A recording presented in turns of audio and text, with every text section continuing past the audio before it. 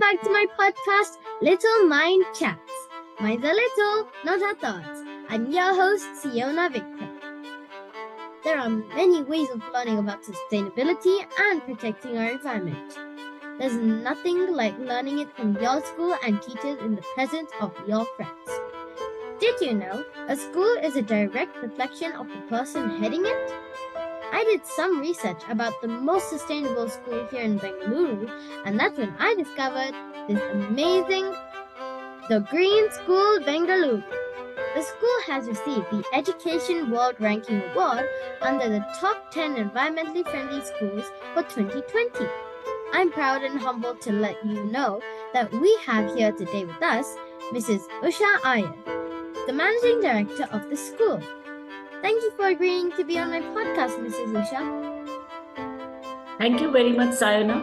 It's always a pleasure to give this interview. And when you told me this, I was so excited because the Little Mind Chats itself is very interesting what you run a podcast. And especially the Q Drive which you're doing. It's actually, it's very inspiring to the younger generations and to us. Thank you so much for your compliment, and you're welcome. So, coming to the first question, which is, I think, a really interesting and important thing I want to know from you is, why do you think sustainability is an important topic for children to learn? It's a very good question, Sayana, because I always dreamt green and rather always wanted to do something for the future generation. And sustainability is always playing in my mind after I saw a lot of institutions abroad. We're talking about SDG goals now, but we're talking about the green concept in the green school. It's been existing in a lot of international, in schools. And when I saw the schools in Bali, Indonesia, I realized that the sustainability could be taken to a different level. So I thought that best way to teach sustainability and talking about SDG only when you put them into the situation, put them in the real life situation. So to teach them all about parallel fuels, you need to have a schools as such, wherein they learn all about the parallel fuels. And if they have to be really sustainable, they need to know what sustainability is all about, whether it's materials, what goes into building the institution and stuff like this. So my children exactly knows what are sustainable products and what is sustainable way of living, and they also know about sustainable the parallel fuels which could be used instead of the fuels. So these are things to be taught only when they are studying in such an institution. And it's a privilege for these kids to study in an institution like this, because there we put in a lot of efforts to work on the SDG goals. The children are working on the SDG goals in a schools. Yes, I think that is a very important topic for us children to learn at this age, because SDGs is going to be like the rule of the future. And if we don't learn it now, then there will be no other time we can. So coming down to the topic that, what got you started with the journey on sustainability?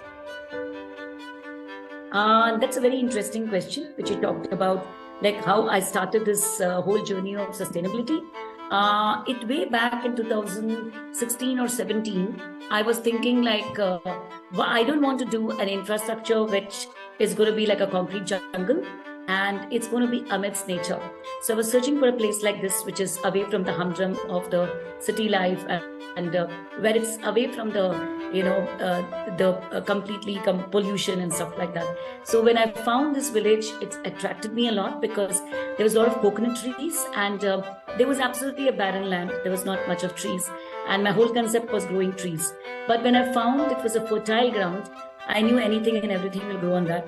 So for me, sustainability is just not growing trees, but it's beyond that. But I knew that I could create a kind of institution which could be a talk of the town, because tomorrow we have to leave a kind of carbon footprint for our children or the future generation. So I thought I just put a thought across to them and said, let's me do the school. And yes, sustainability, I thought it was cheaper. And it's not going to be expensive, the green, but green is not cheap. It is quite expensive. When I entered, then I realized it. But it never deterred me to take a step back, because I decided to do it. So I just went ahead to create this, and so far so good. We've been able to create a sustainable school, and wherein my children are working on SDG goals, and we have worked on the gender equity and gender equality, worked on the literacy part of it as general literacy, but we're also working on the pure air and pure water. Right now we're working on the pure air, and that's what we're working on. And pure air in the sense, like, we just don't have to sow trees of these kind, general trees, but it's also going to be trees which actually generates oxygen. And we know, because I've done a lot of research, and I'm also from Dehradun, and Dehradun is a place where yes. So Dehradun is a place where we have grown amidst trees and I'm in nature. That's what I've grown in. So actually I know which plant and which tree generate more oxygen. So I have got a lot of bamboo plants in my school. So I've got a lot of other trees which generates more oxygen. And that's where we are going to do that, because I'm sure about it, after a few years down the line, we're going to fight for oxygen itself. It's going to be a big issue. So yes. That's the reason green walls have also come up here now. So if you see my school, you'll understand like what the concept is all about. Yes, I think that will become another reason for war, because all humanity needs is a tiny issue to start a war. And if it's oxygen, then think about the type of war we'll be creating. Absolutely.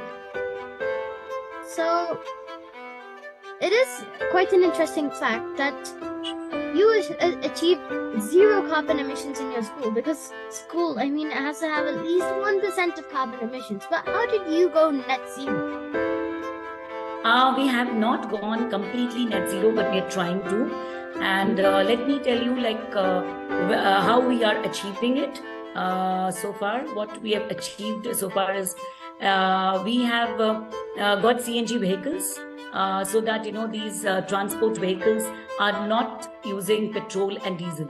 That's one thing. Okay. Second thing is the zero carbon, because to create a zero carbon, we need to emit more oxygen, which you already have done, wherein the carbon levels are low, and we are having more of oxygen because of the plants what we have grown in the school. And the third thing is we're working on the zero carbon uniforms.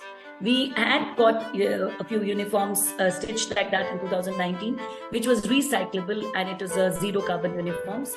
And but then certain materials was not suitable to children.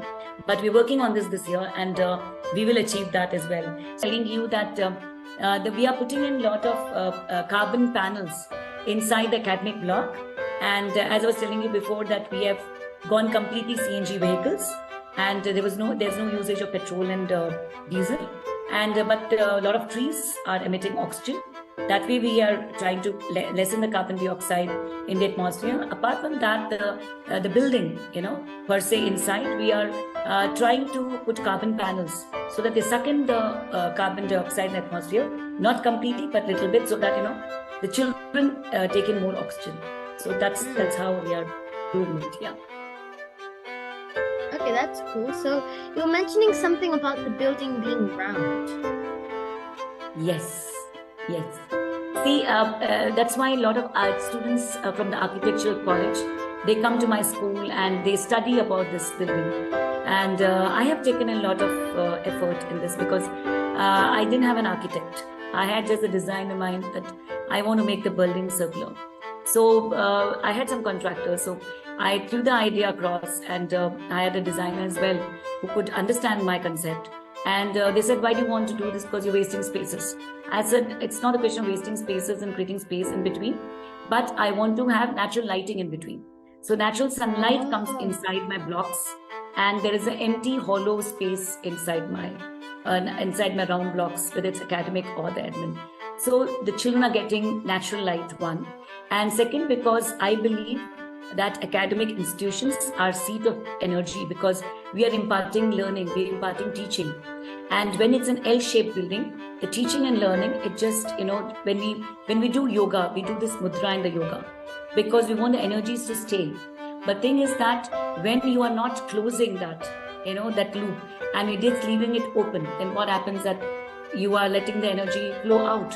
So here we believe that energy stays when your energy is created. Children are learning. There's a lot of teaching, learning, and activities happening. And so that's positive energy stays in the campus. And that's one of the reasons even the stones, what is used in my school, where there's a front stone which is used, the entire front wall, it's built in a very expensive stone it is, but it emits positive energy. And people have asked me why you spend so much money and doing this, but I did that because I wanted them to get positive energy. Same stone which you used to make Ganesha idol in the temple, it's the same stone it is. So we don't mind doing this as far as, it gives a good vibes in the school. So that's what it is. Also, it sounds like there's been a lot of thought process and hard work going into this amazing school. Absolutely. So, you are an expert at sustainability through education. For all the other schools out there who are thinking about going sustainable, what would be your advice to them?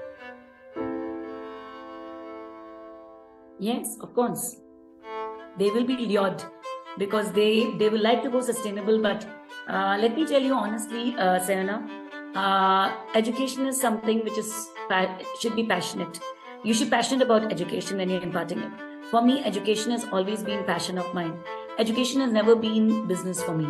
Now, when you see that a lot of business institutes have come, yes, you need to make money to sustain, and you need to have, because you're still small, I don't know whether you understand the whole concept of how the business works, but people always think on the business view and saying, okay, if I do this and I have so many rooms, so many children will come. So for me, it's never been like that. It's always been passion. So people have told me that I wasted spaces, as I told you. But my whole idea was to do a farm inside the school.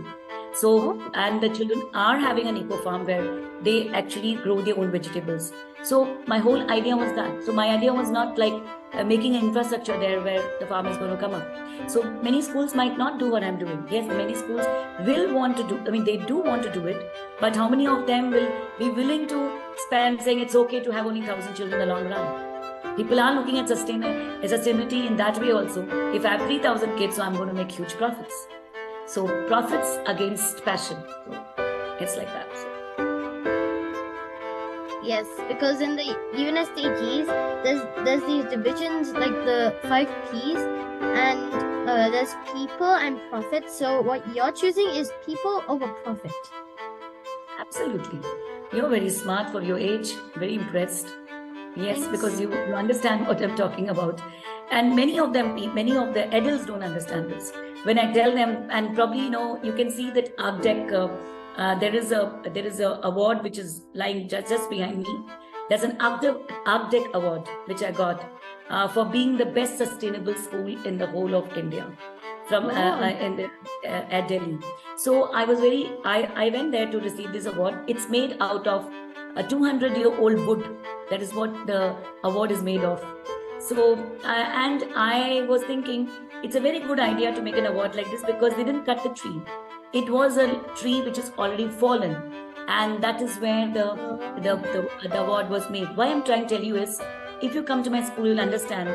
Even my furniture it's made out of wood, but it's not made of the wood by cutting down the trees. The idea is not that. The idea is, can we make the furniture with the wood which is fallen wood, waste wood, and that is where my furniture is made of. So we're trying to tell people on one hand, grow more trees. On the other hand, when using wooden furnitures, so what is the main concept of it? You're cutting down trees and making wooden furnitures, but we didn't do that.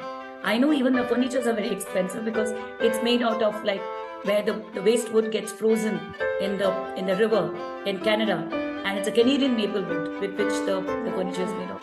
So I'm telling you, for each and everything, there's a concept behind it, because we have to teach the future generation how to save things.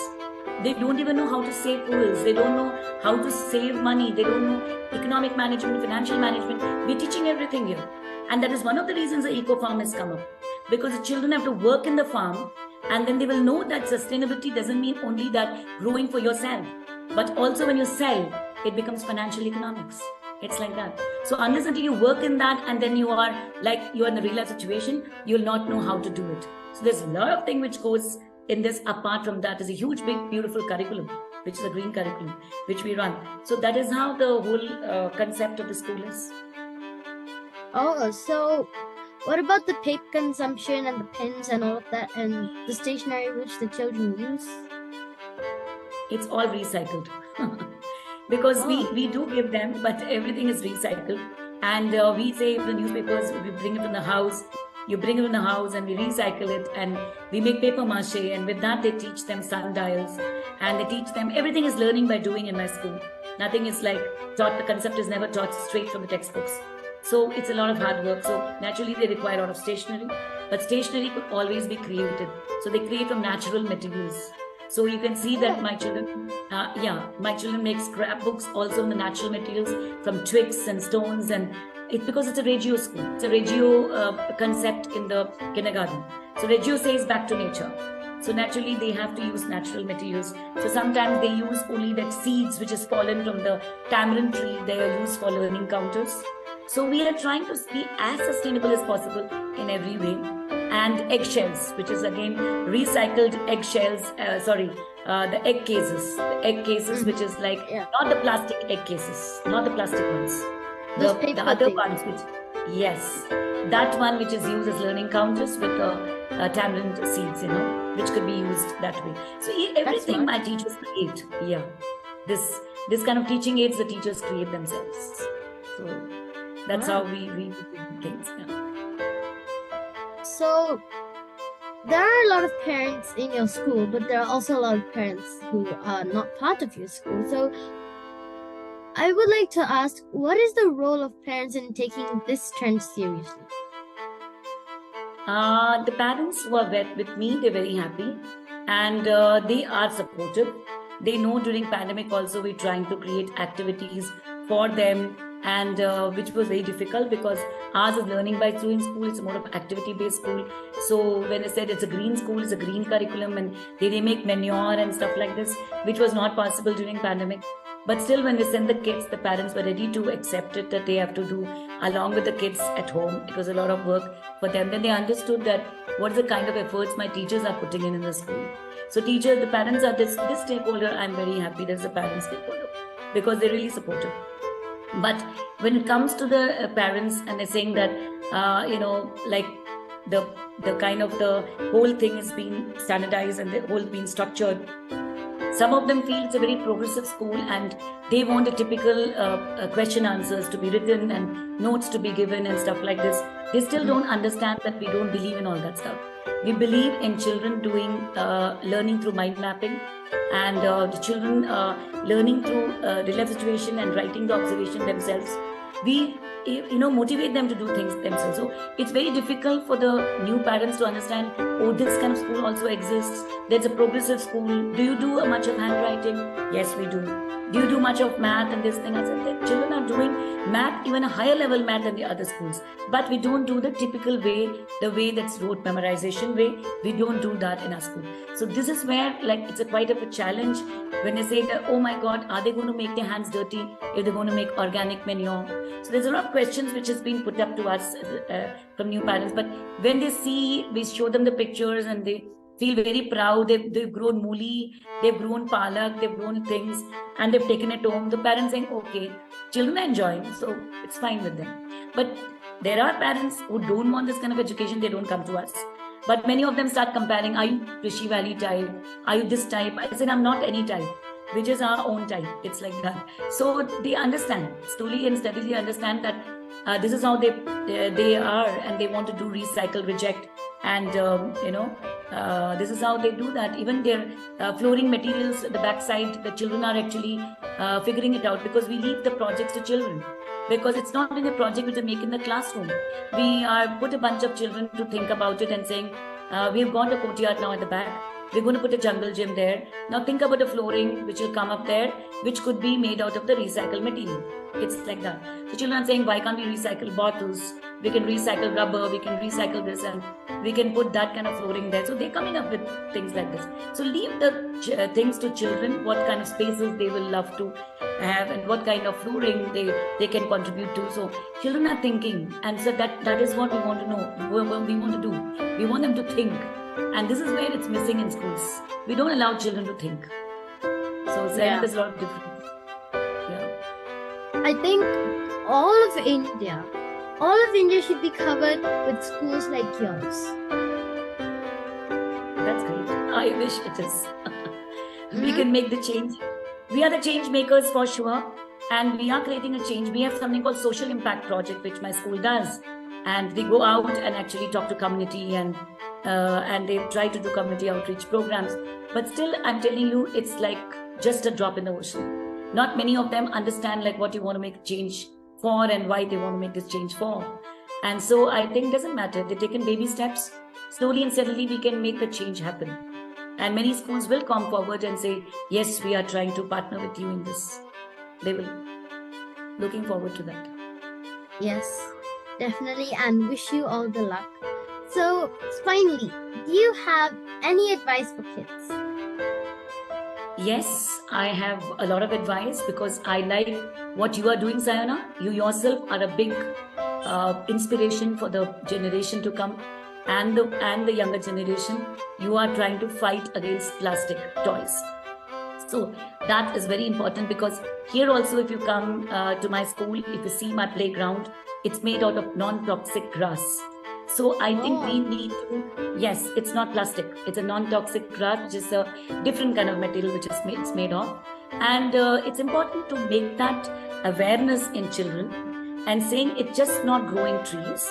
It is just not like one person make the change in their lives. Whether it is going to be not buying new clothes and using the same clothes and recycling it and making it look new, of course. But of course, that is a way to actually save the kind of waste which is coming into in the fields, in the landfills. We need to think about as less as possible this waste should go into landfills. And that is what this generation have to think about it. Can we recycle papers? Can we recycle the cloth? Can we recycle things so that, we can make this planet a better place to live? So this is my advice. And sincerely, I'm very impressed with your work, Sayana. And that's one of the reasons I immediately accepted you as my friend in LinkedIn. I said, well, we should encourage more children like you to do better things. And we always support the cause what you stand for.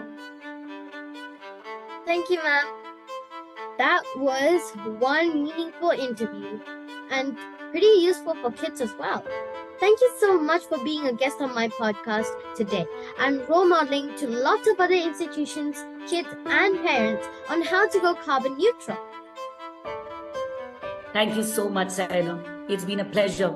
And I really admire your mom as well, Geeta, who has always also been an inspiration to you in your life. And she's done a lot of things for you. And all the best for the Q Drive, which you're doing on February 11th and 12th. And I really want all the children and all the adults who are listening to us, you must go for this Q Drive and support Sayana Vikram. So signing off. Thank you so much, Sayana.